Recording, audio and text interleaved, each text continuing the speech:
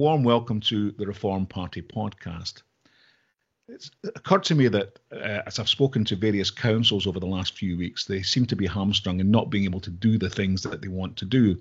And it's become clear that the main problem is primary legislation, which has got its tentacles right into everything in local government. And it occurred to me that one of the first things that we need to do if Reform were elected on a national basis is to repeal a lot of this legislation. So I wanted to go through the various things I think we need to get rid of, and joining me to discuss this, I've got Mr. Mark Fleming. Welcome, Mark. Hi, Ken. Right. So as I say, when I've been speaking to people, a lot of the things that councils want to do, they can't do because of primary legislation. Mainly, I think, introduced funnily enough, by Tony Blair. As a couple were Gordon Brown, but Blair was the culprit for most of it. So I wanted to, as I say, be clear when we start up the first thing we're going to do once we get into power, and that would be to get rid of a lot of this stuff. So I'm going to run through the ones I want to get rid of, and you can tell me whether you agree or not. Yeah, no problem. Okay, the first one I've got is the Constitutional Reform Act. Now, this is the act which effectively abolished the law lords and replaced it with the Supreme Court. Now, it seems to me that this has gone terribly for us, and the Supreme Court is appointed by a committee, and it's the kind of people that they're putting into it. It's all gone against us. So I presume I would have no resistance from you in abolishing that to begin with. No. One question I'd ask, and this is something that I was thinking about when we were preparing for this a little bit, is how do we actually do it? I think is as big a challenge for us as just repealing it, because you've got to unpick this whole mess of stuff around the processes. And I think that is going to be as big a challenge. I think we should do it, definitely. But I think actually unwinding us from all of this, I think is going to be quite a feat. But yeah, in principle, yeah, absolutely. Certainly, I mean, all of the stuff which has crept into the bureaucracy in local government has to be unpicked. But presumably, if you just repeal the act and say that act no longer stands, then you can start again, can't you? Yeah, I think that would make sense. You would probably have to do the same thing where you've got a lead time to say the act is going to go, and then you'd also have to try and put framework in place to say, well, this is the guidance. Because what will happen otherwise is you'll get bombarded by every man and his dog saying, well, what do we do? What do we do? What do we do? We've done this. How do we do this? And all of those people that are making vast amounts of money from these processes will be doing everything they can to avoid and delay that. So, yeah, it's about implementation as much as it's about the fact the strategy for that, I think, is just as needed as the repeal itself. Okay, well, I mean, my thought was that's why I'm bringing it up now, several years before we're going to be in power, is that we should have a programme which we publicise in advance and say on day one or the first 100 days or whatever time frame you want to put on it, we are going to do this. So we're going to repeal the Constitutional Reform Act. Now, you may then say, well, we need to give some thought if there's anything it needs to be replaced with. My view on a lot of this is that the laws which I'm talking about don't have to be replaced at all. Yeah. And in fact, I'm quite against statutory law in the first place. I think we should go back to some kind of more common law.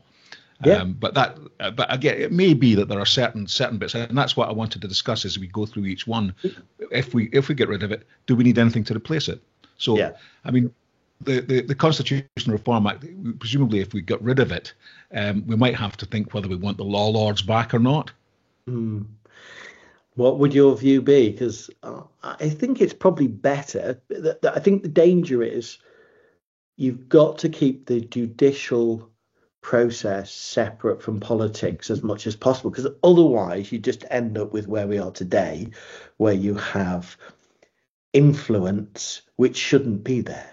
And decisions being made which are political rather than for the interest of society in the right way. So yeah, maybe that's better. I don't know a great deal about this, so I'm tiptoeing a little bit around it. So forgive me for that, but that, No, no, not at all. I mean, it's not straightforward. I mean, the problem is, of course, that the UK doesn't have a written constitution. Yeah. If we were in America, it would be a lot easier because we've got a primary document that we could go refer back to. Whereas in the unwritten constitution, though, in my view, it worked pretty well for several hundred years. And if you just got rid of the Constitutional Reform Act, you would go back to having the executive policed, if you like, by the common law rather than statute law. But yeah. Okay, let's try and get through a few of them. The Human Rights Act. Now this was the thing which basically put the European legislation into British law. Now, in my view, that's got to go. Yeah, absolutely. And this is a good one, and I did look this one up. The UK is part of the European Council, which is separate from the EU, but this is the bit that we would have to understand. Could we extract ourselves from that?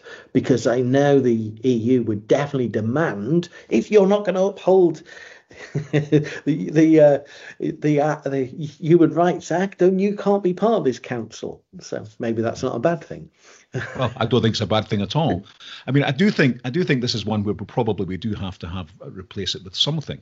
Yes. I would have thought what we want to do is to have our own Bill of Rights, a UK Bill of Rights, which guarantees the power of the individual vis-a-vis the state, but in a separate form, and one that we probably, if we're going to do this on day one, we need to start working on now in terms of what it should contain. Yes, because otherwise, as well, the fearmongers and those in opposition will say you're harming the different groups. You're harming this person and this group and this racial group. When you take this out, there's no freedom protection for these people. So we're not a party that hates people. I know some people think that, but we're not. We're a party that just wants to support people in the right way and support those people who are here in the UK, and so I think you have to have some framework of protection around people. I think the problem as well today is a lot of the legislation originally was written at a time where we didn't have global organizations that had huge power and huge influence, and compete with governments in the same way. And I think that's something we have to understand. As much as we want to release and reduce legislation, we have to protect people from those organizations that are there just for the bottom line, and they will crush, defeat. You only have to look at big businesses and their practices and how they operate, where they'll tend to buy out the competitor and not allow market forces to operate competitively. So yeah, we need to put something in place to protect people, but what it is and the format does not need to be as I would describe as insidious as what we have today. Because it's just not necessary. Obviously, you can't have monopolies develop. You have to have some kind of competition legislation. But I wasn't actually thinking of repealing that one. Right. Okay. What about the House of Lords Act? This was the one which got rid of all the hereditary peers. Presumably, we don't want them back. I don't think so. I think I think we need a second house because its function is to some degree manage the government. I think the danger we have today is governments have reduced again and again the influence of MPs, and so the debates that you see, the idea of challenge to refine law to get it right isn't as effective, and we've seen it over the last 20 years. It's been reduced and reduced.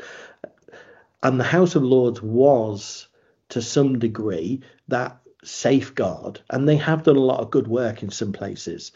However, the people in it, I think, is very questionable. If you're great grandfather, paid the king and killed people. It's that probably makes no not the sense right at all, does person. it? Yeah, No sense at all. yeah. No, I wasn't planning to have the third Earl of so and so back into the House of Lords. I think that would be retrograde. But it does mean that I agree with you that we do need a reforming second chamber. Yeah. But how that's composed and so on, I think that needs work, and I think it needs quite a lot of work. But I don't see any reason why we can't do the work in advance of getting power. So we should be able to say our plan is that if you vote us into power, that we'll have our reforming second chamber, which is made up of, and then have the discussion, have our policy, and have it ready to go. And I think you have to do that now, because if we don't, we're just repeating the errors that we see today. Oh, let's just take, heating costs away from people. This is a really good idea because it's done in a vacuum and you haven't spoken to people, and there's not, your granny doesn't get affected by it, but other people's do. And so I think Reform as a party needs to realise we're not that far away. 4 years is not long to get this stuff done, because you have to prepare it. You have to understand exactly what you're going to do, how you're going to do it. And what you're saying, Ken, I 100% agree. I work as a project manager. So the common phrase is fail to plan, plan to fail. So if we plan in advance, we can develop the strategies that make sense, and then we can test them, so you don't test it on people at the last minute, which we've seen so many governments do. And it's just like, no, come on, we're the common sense party. Let's be common sense about this. Let's prepare before we get there. Let's understand what it takes. And this is what I said about when you repeal something, what does it actually take to repeal? Because that in itself is quite complicated. But here, we need to put the frameworks in. We need to think about it. Who constituent, what makes up that second house? And that's a really good question. How do you make it in such a way that it's not your pals? There are so many options. You can have it elected, but elected perhaps in a different way with proportional representation. One interesting idea that I've heard, and I think actually might work quite well, is something called sortition, where you basically randomly select 100 people from the society, and you maybe do some work making sure that they're kind of, but then they're only in the second chamber for a very limited period, so maybe 1 or 2 years. So they can't get caught up. There's no point in lobbying them for influence or whatever, because they're not going to be there in 2 years' time. But that, having a sort of representative panel, if you like, of the population, I think that's quite an interesting one. But it needs a lot of work. I mean, I'm not going to propose it here. Yeah, I think so. Moving on, what about the devolution ones, the Scotland and Wales Act and the Northern Ireland Act? Would you be in favour of repealing those? Yes and no. I think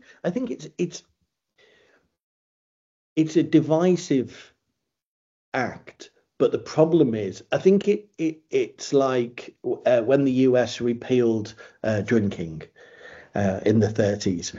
The genie's out the bottle, and I don't think you could successfully remove that act without civil war, literally, with Scotland. I think you're Scottish, mate. Well, I've grown up with Scottish people. Scotland, you could argue, has been marginally more successful than Wales has. Yeah. But it's still, I mean, I'm Scottish, as you know, and there's an awful lot of bad feeling up there. Both, it's very, very powerful. It's right down the middle. There's SNP and non-SNP, but the non-SNP are quite virulently non-SNP. Yeah. So, but I agree, it's maybe not one that we should put up to start with, but it's one that's certainly worth thinking about as we go along. I think it and each country is slightly different, because Wales never seems to have got off the starting blocks properly. And the problem with Northern Ireland is the problem with Northern Ireland. I've grown up with it. I've seen it, and it even when you give them power, they seem to still have to fight, which doesn't seem to make. And I understand they've got reasons for that, but Yeah, we need to. Yeah, giving them more might not be the right thing to do. So yeah, I don't know. On that one, I'm cautious. I don't I think you'll think be from a able to do political it. point of view, you would have to be cautious. It's not a fight Yeah. we'd want to pick initially. No. So well, let's leave that one out, shall Yeah. we? Yeah. What about the National Minimum Wage Act? Yeah. I know we talked about this as a topic. I've got mixed views on it because I've got kids that worked with the minimum wage, and I'm talking kids that have family, and that protection for them is something which at least they know what it is they're going to get. Um, if you take it away, it goes down to the lowest common denominator of who can work and afford to work at that level.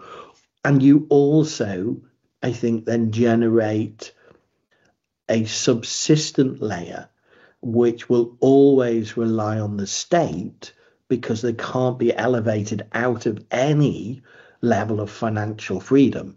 And I think many years ago I was on one of the benefits. I've got 5 children, and I was on one of the benefits because, and I had a Mm. reasonable wage, but it wasn't enough to bring me up to a livable standard.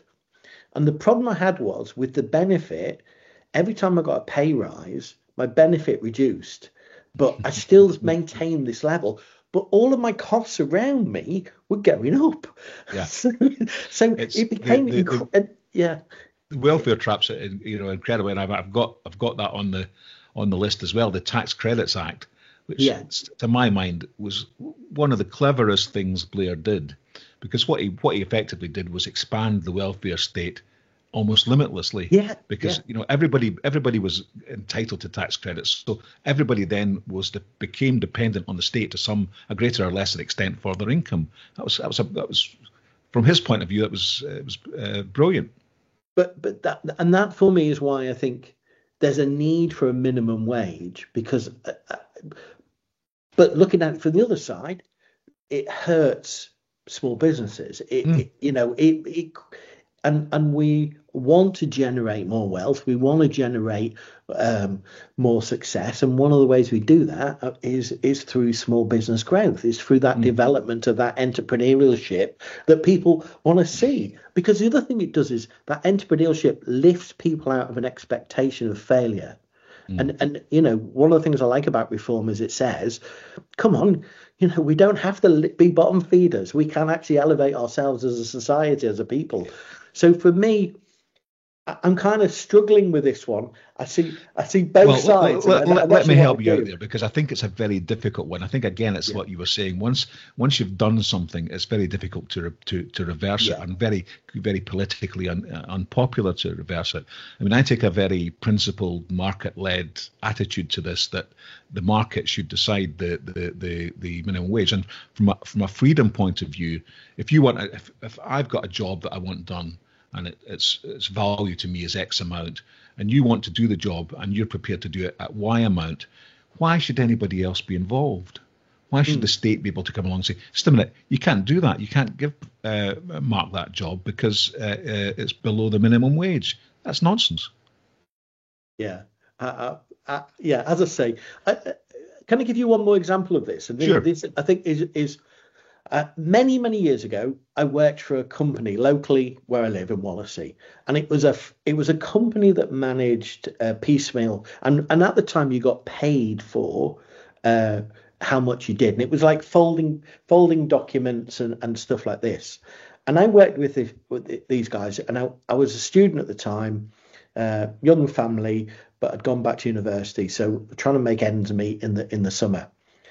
And I worked out how to fold things really, really efficiently. So I was doing double what other people were doing, and they actually had to take me off the line because it's genuinely true. The guys with me who worked for this company all the time were getting quite agitated by the fact that I was successful and had worked out a system which was more efficient. So So I agree with you that there's a need to not suppress people's capability, and they should be rewarded for that. But they actually literally had to take me off the line, and he gave me something else to do and he said to me, the boss said to me, Mark, he said, I can't have you there because you're too quick. You're doing 3 times as much as other people, and and then I was earning because they were paid for by the item at the time. Yeah, There wasn't any wage, and yeah, piecework, and that's the problem. I think it's the reverse, that when you've got that level, you don't reward success. And people then will work at 60% because they don't need to work anymore as well. So, yeah. I mean, why did he not say, could you go and show your technique to the others, and then we could all work at the fast rate? I think he didn't want to pay people that much. because I did ask him a little bit about this, and he said the problem they've got is they only have a certain amount of work in, and they estimate how long it takes. And if everyone is then done quicker, that people won't come in the next day, and if they get something else, they won't get it. So they were kind of expecting people to work at a certain rate. But this is why we need flexibility. I mean, remember I used to work in the fish industry in Aberdeen, 13 hours a day slapping fish on a conveyor belt to get there. Now, when they didn't catch any fish, or sometimes they didn't, then you turned up and there was no fish, no work, and you went away again. It was a brutal way of doing it, but it was economically efficient. Yeah. Right, let's move on. The Climate Act. Yeah. Repeal it tomorrow. It's lunacy. I am fundamentally opposed to, I think, bad science, and I've got chemistry qualifications, and my concern is that science and the environmental problems that we create, it needs to be knocked on the head. And we're spending billions on something which I think it's the makes amount no of bureaucracy. The amount of bureaucracy it creates in local government. I printed this off this morning. This is an equality impact assessment toolkit. That's like 15 pages. Now, this has to be filled in whenever the council does anything.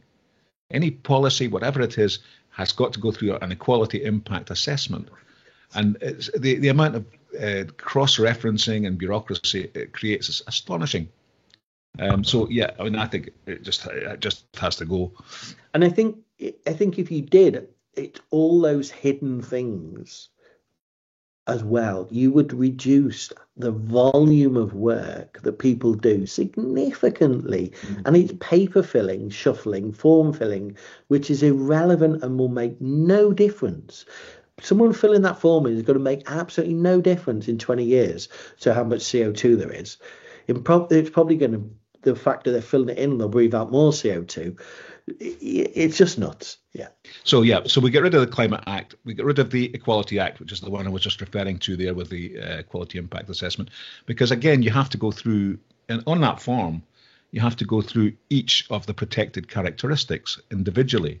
So this one was actually to do with rolling out more money for nurseries for working people. So they then had to go through, will this have any effect on somebody with a disability? Will it have any effect on somebody with, and go through each of the protected characters, somebody who's black, somebody, what are the impacts? And each one has got to be gone through individually and assessed. It's crazy.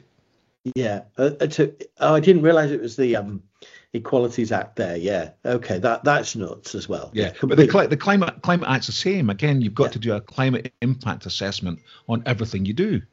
Yeah. So that early years intervention, they'll have had to do a climate impact assessment.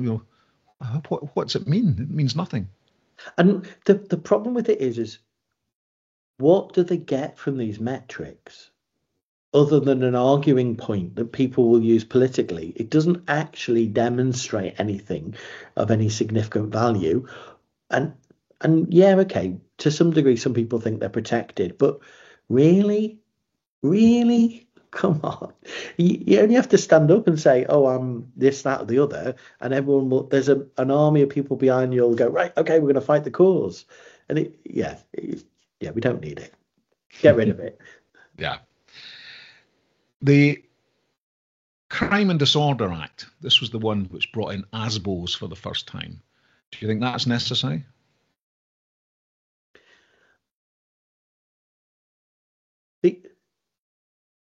The problem for me is I don't think they work. And so I remember what's his name saying, and I can't remember which, I think it was the Prime Minister MP saying, we'll give them £100 fine if they spit in the pavement. And it's like, great, but you'll never get the money back. You'll never implement it because the person will rip it up and throw it away. And then you've got to arrest them to find out who they are, or they give you a false name and address. So for me, that sort of thing. Well, I remember in Wirral, I don't know whether they're still going, they may well be. They had a unit which was, and I think it was 2 or 3 people whose job was to go around and find people whose dogs pooed on the pavement. Seriously. And they did the analysis of how much they brought in fines, which was almost nothing, and how much they were costing. It's just astonishing. So I think there needs to be accountability for behaviour in society. If you're a thug, then you need to be accountable for that. How and what we do, it's the thing for me is that they're, as you said, they're ill-conceived laws, and you see it in the tax system. Every economist or help desk person that we have that's working as the tax person today, they make tweaks to the tax system. They don't actually make a change which makes sense. And we kind of need to do the same here. We need to step back and say, look, what do we need as a society in terms of laws that prohibit or stop people or put people in jail, and put them in jail or make them pay a fine and make them pay it. If you rob somebody in your family, you should be forced to take money from your benefits, if you're on benefits, directly from you to pay the person back. There shouldn't be an if, but, well, if we're going to behave as an adult society, then we shouldn't be worried. If people are functioning in our society as adults, we should treat them like adults and hold them to account like adults. And one of my problems today is I see, as we said with this Equalities Act, everybody's got, one leg shorter than the other, or whatever complaint it is that seems to justify their behaviour. But it's like, you still want to be an adult, you still want to do all those other things, so why can't you be held to account when you misbehave? Yeah, sorry, I'm ranting. But the point is that, the Crime and Disorder Act, it was like an additional bit of legislation, wasn't it? And this is the problem I have with a lot of statute law, is that it adds nothing of value. All it does is creates another statute. So, for example, you have, usually the faster it's implemented, the worse. So you get something like the Dangerous Dogs Act. Yeah. Says dogs aren't supposed to bite people anymore, and but it never works because they can never identify what the real problem is. And the real problem, of course, is people who don't take responsibility for a dangerous dog. Exactly. Yeah. But yeah, so it's adding on another law saying, there was the one recently that you're not. There's a special law for if you assault shop workers. Completely unnecessary. Yeah. Why are they any different than anyone else? You've got an excellent law which prohibits people hitting each other. That's all you need. Yeah. So there's a lot of that stuff which, as I say, can go. I think that's the employment. But the problem is a lot of the stuff that Blair did has been overtaken by events. So the Employment Relations Act, he started off. But of course, we've got Angela Rayner is going to bring in one in a few weeks' time, which is going to make that look small beer.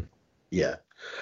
And then encouraging small businesses to develop with an even more complexity of legislation. I thought the whole point of leaving the EU, oh no, someone's trying to put us back. But anyway, that's another story.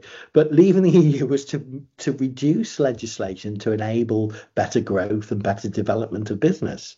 And we seem to be just making it harder and harder for people, not encouraging them to be entrepreneurial. So yeah.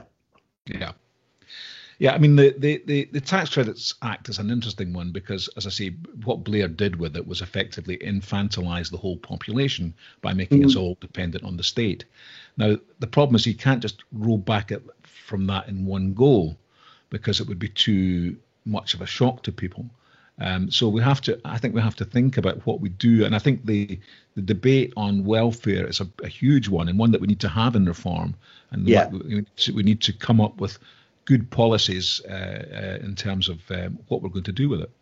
Yeah. I think as you say, we shouldn't be reactionary here, because the problem as well is with legislation. Very often governments legislate for the 4 years they're in power, and we need to think beyond that and actually think long term, and think about what makes sense for our society, and not just for us getting into power. Because actually, one of the mistakes I think a lot of MPs and a lot of political parties make is they assume a lot of the public is stupid. And I think reform is the exception, because actually they assume most people are intelligent and can think for themselves. And that's one of the reasons it attracts people, because we're not dumbing people down saying, oh, you're a left extremist or you're a right extremist. We're saying, look, we need common sense approach, common sense thinking. And that attracts people, whichever left, right leaning position you are, because you go, well, actually, that makes sense. And I think we need more and more of that as a party. And as you say, prepare, think, work through what does it mean to do this, and perhaps think a little bit out of the box as well. Yeah. I mean, if you see as we've just done that it wouldn't be possible to repeal the welfare state in one go, so you can't say on day 2 nobody gets any universal credit. Yeah. And we'll see how you get on. That's not possible. If you accept that that's not possible, that having rolled out this welfare state, that it can't be brought back in very quickly, what is there something that we could replace it with? Now, my thinking on this is that it would be far better to repeal to get rid of universal credit altogether, but to replace it with something like a citizen's basic income. Yeah. Now, that's my idea. It's a lot of people would be against it, but what I'm talking about is a basic income for every citizen, almost like we had during the COVID time, whereby people were being given money for nothing. But have a basic income at a relatively low level. So you have it at, I don't know, 10, 15,000, whatever it is. You set it. You give that to everybody. Now that's your right as a British citizen to have this. It's your basic income. But that's it. That's all you get. But now, out of that, you've got to do everything. You've got to feed and clothe yourself, etc., etc. But you can work on top of that. So you can take a job, and that's all on top of your basic income. And once you get to a certain level, you can start to take the basic income back from you, because you're now earning enough that you don't really need it. So that's all possible. But I would go a little bit further. I would require people to have some level of commitment back in society. So they would have to do something for it, because I think if we want to give people a basic supporting level of income, then I think every person in our society is obliged to do something. So if you're not working, and I know people don't like it, but for me, I think if you're not working, surely you can help out at a charity. Surely you can help out at this. Surely you can do something. You don't have to do it every day of the week. And I know there is always going to be exceptions before we say, well, granny's only got this, or, this mum with 17 children can't go. Yeah, those things are real. And I'm not being naive to that. But surely if we give people the basic level, then that they should be responsible and accountable to society to actually contribute. And that means, it does mean maybe we don't pay for street cleaning anymore. We have people that are allocated to do that. as part of their, you know, as you say, we can be quite revolutionary and we can think quite out the box. We've got a few years to prepare for government, but surely we should be experimenting with different approaches rather than just doing the same old thing, because painting the pig a different color still makes it a pig, you know, the lipstick on the pig scenario. And I think this is the problem. We need to do something that's different, and it's not about being radical, but it's about being long-term pragmatists about what our society needs, so that we don't get to 20 years time and we're no better off as a society. I think if you do that, you know, you look at the Scandinavian countries, there's a massive amount of trust in those countries. And it's one of those things that builds a society, because people trust people and they integrate and they do those things. I know that they've got problems, but in essence, there are things we can do as a government which are far more long term, that will have a better effect and a cohesive effect on our society by thinking about it before we get there, rather than reactionary vote winning. Yeah. But you know, in order to qualify for citizenship, it needn't be something that needs to be ongoing through your life. Yeah. For example, in Switzerland, what they do in Switzerland, when you get to, I think it's 18, everybody does 1 year in the army. Yeah. And that's effectively their contribution to being a Swiss citizen, is they've done a year in the army. And then once they've been in the army for a year and they've given they give them their gun to take home with them. Yeah. So there's not much burglary in Switzerland. Because everybody's got a gun and everybody's trained to use it. Now, I'm not suggesting we go down that route, but what I'm saying is that perhaps at the age of 18, it might be that everybody has to do some kind of compulsory service. Now, it needn't be military, but it could be, as you say, you know, working, painting something, or whatever it is. It doesn't matter. Yeah. But that's your contribution that you're making to society, and that will give you then the right to citizenship and to UBI and all the other things that come from it. Yeah, and I think there should be. Yeah, I like that. I think there should be some, because you could run it locally rather than nationally. So your local councils have that responsibility. They're supposed to have the responsibility for these people anyway. So why not enable it to be something that's worthwhile? Why not be contributing in your local community? Yeah. And I think that psychologically it changes everything, because when you get something that you're being given and it's defined and it's an entitlement, it's something that you're entitled to, which you've earned in a way. Yeah, that's quite different from being given a handout. So it's something, you know, that other people have contributed to give you. That psychologically, it's a different sort of thing. Yeah, I think I think the very nature of getting up and doing a job, whatever it is, on a regular basis, is healthy for everybody. You know, it's rather than not working in some format or not contributing in some format, it's psychologically helpful. You only have to look at the evidence of COVID and the number of kids that are messed up.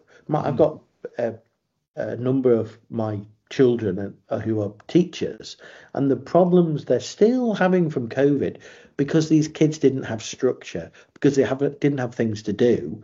And I think we've seen it in all realms of society. So surely we should learn from that actually structuring people, if they've got nothing to do, with some activity that contributes back, has got to be a better thing than not doing anything. Anyway, there we go. It might solve a lot of the youth mental health problems, I think. It might certainly help towards it, yeah, if it doesn't solve them, yeah. Yeah. Good. Well, that's been great. Now, of course, what we've been talking about here is what we would do at national government. I don't know how much the policy unit of head office and so on are working on this kind of stuff at the moment. So we'll maybe send them the tape to give them a few ideas. But they certainly should be working on it, because we do need to have all this planned. We've got time, so we need to plan it out properly before we take power.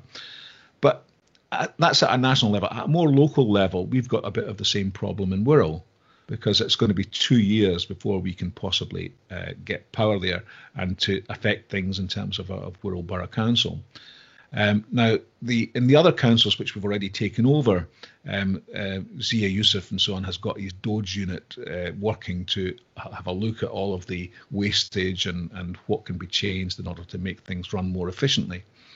Now, we in the Branching world have started our own unit, haven't we? Yes. And I think you're pretty much it. Or there's a few, but there's not too many. There's a couple of us, yeah, there is. Do you want to talk about what you're doing and what your plan is? Yeah, so there's a few things that we want to try and do. One is, and we'd love Zia to come and tell us how they're structuring the Doge today, because this is something new for them. So tell us what you're doing today so we can learn from it for the 2 years, that when we get there in 2 years into power locally. But for us right now, we're doing a few things. We're looking at what the council are doing financially, and we're starting to analyse what does that look like, because the finances of your public councils, your local councils, are published. You might not have all the details, but you should have enough.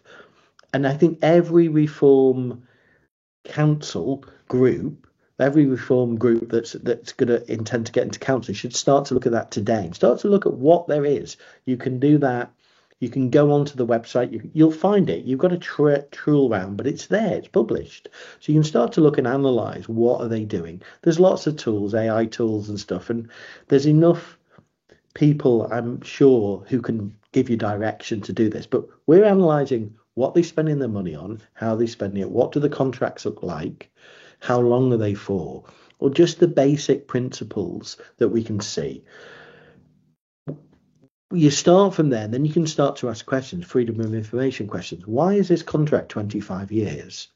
What are you actually doing for that contract? What have you spent money on, and how is that money? How is that a return on investment? Have you done something that improves things?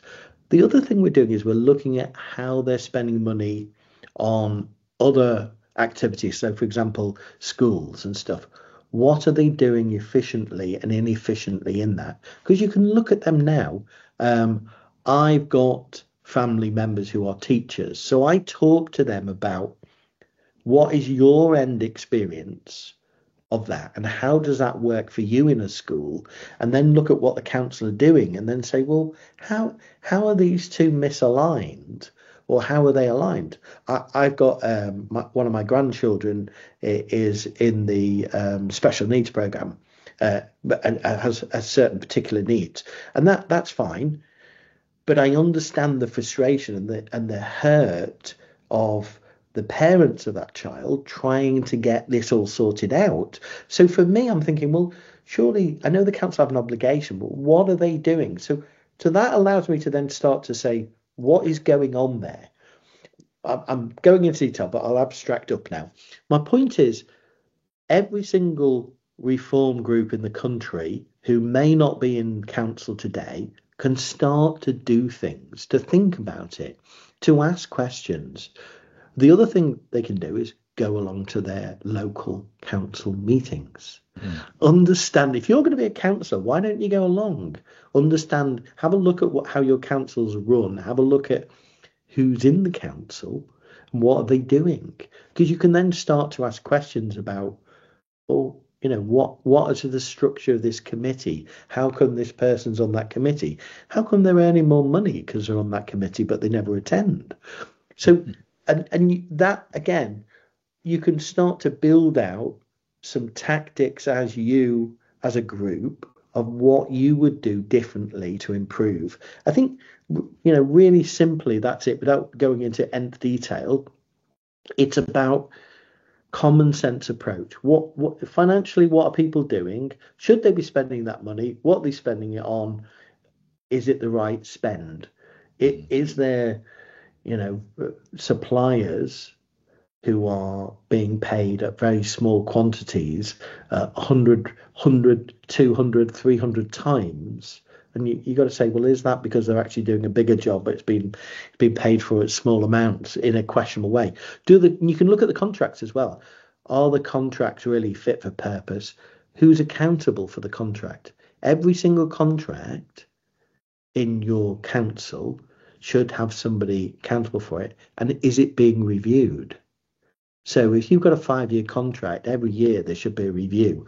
Is it, how much is it costing? Are you getting the results from what you're paying for? Because if no one's checking that, if you pay someone to cut a tree down, does someone check the trees cut down? It's a really simple. Or if you pay somebody to take somebody in a special educational needs kid in a taxi to Blackpool, yes, has the journey actually been made?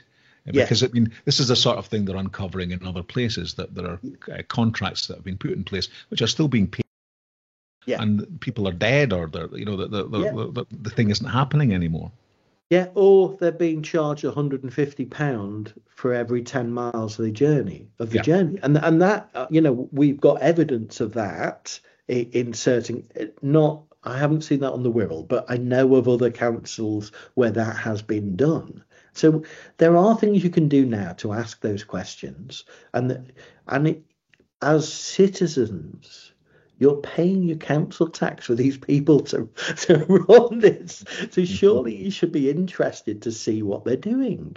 And surely it's not a bad thing to start to look and ask questions. So, for me, there's common sense things we can do now. We can prepare. We've got some people who are really skilled locally in the Doge team. And so they use a lot of tech to do things, and I'm sure there are people in most reform groups that can do that. The last thing I would say is one of the things I'm trying to do, and maybe I can share this, is write a guide for this, quite simply, because I know one of the councillors in Chester asked me if I would write one at the last reform meeting. Our local branch meeting, she came, Mandy, and said, Mark, would you write us something? So I'm writing something right now. So maybe we can share that with other groups to get something better. There you go. No, you must make the work that you're doing work as far as we can. That makes absolute sense. What are we going to do as we do find things out as we go along before we get power? For in the next 2 years, we need to also plan how we use that. So, we need to be going along. If we find something abhorrent in Wirral Borough Council, we need either to be taking it up directly with the people involved, or at the very least be going along to council meetings and asking questions about it, don't we? Yes. And look, let's just be clear. We're not at war with people. We're not trying to catch people out. What we're trying to do is make a better society. And where we see waste and inefficiency, surely it's a good thing, because we know governments are notorious. Big, small governments, local governments, they're all the same. They're spending other people's money, Mark. That's the problem. And they're not necessarily being accountable for it in the right way. And I think the more people we start to look at this, not so much to hurl bricks, but to say, can we do something better? Because if you spend £10 million, or you waste £10 million on buying a market building that's no longer needed, then that money could have been used for something really useful in a school or several schools. And so for me, it's kind of like, what we want to do is we're not attacking our local councils. We're trying to make it better. And I think that's important for people to understand. This, we're not there with the pitchforks trying to have a fight. We're trying to actually look, we've got to do things better. Yeah, I agree entirely. Look, Mark, that's been fantastic. Thanks very much indeed. Oh, thanks.